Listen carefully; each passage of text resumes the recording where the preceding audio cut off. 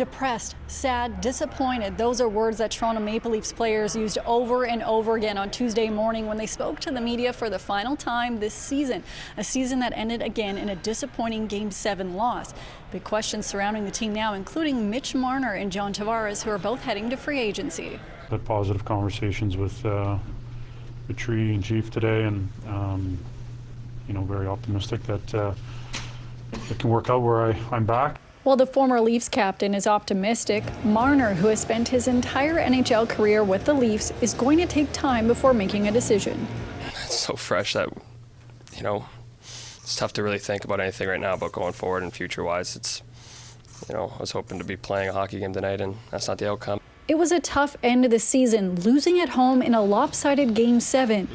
Goaltender Anthony Stolarz spoke with the media for the first time on Tuesday since being taken out of Game 1 of the series with a concussion. It was obviously extremely frustrating, just not being able to be out there with the guys. You want to, at least be on the bench and be around the guys. And, it's just an unfortunate incident that, just caught me in a bad spot and, just had to go through the steps to get healthy.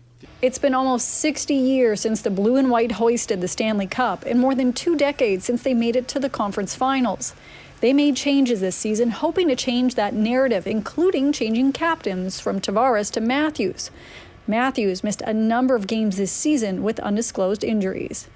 Got injured in training camp. Obviously wasn't feeling great throughout the first month or so of the season. Took some time off. Went to Germany, did all these things to try to feel better. Then, just kind of in a place that, felt like I could manage it. In the end, they're in a similar space they've been in for several years. A season that ended too soon. Most players saying the same line over and over, how they will learn from this and be better and tougher next year.